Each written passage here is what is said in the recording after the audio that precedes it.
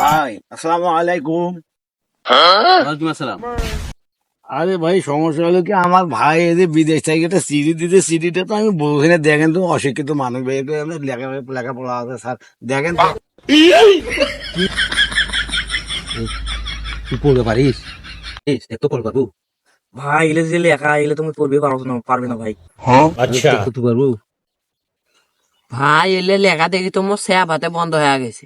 একটু পারবো? এলে লেখা দেখি তোমার মাথা করো যে আজ যদি লেখাপড়া জানো হ্যাঁ সিডিটা পড়ি শুনলে মানুষ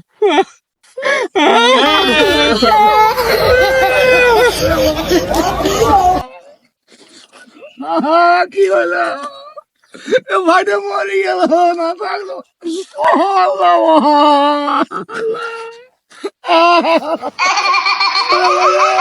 ভাইটা মরে গেছে নাকি ভাই?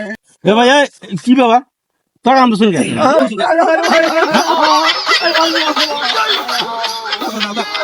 এ ভাই মুই কাম শুন তোরা তা কাম শুন কি জন্য? ভাই তোরা সবাই দেখোছেন, দেখি কান্দোছেন, মুই তো মনে করছো মোর ভাই মরে গেছে।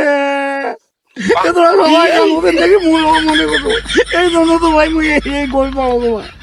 আমরা পড়লে পারলে দেখি সবাই মিলি কাম দোছি তো তোরা করে কাম শুন দেখ দেখ লেখাপড়া করে জানে না। হেই কি করছেন তো তোরা?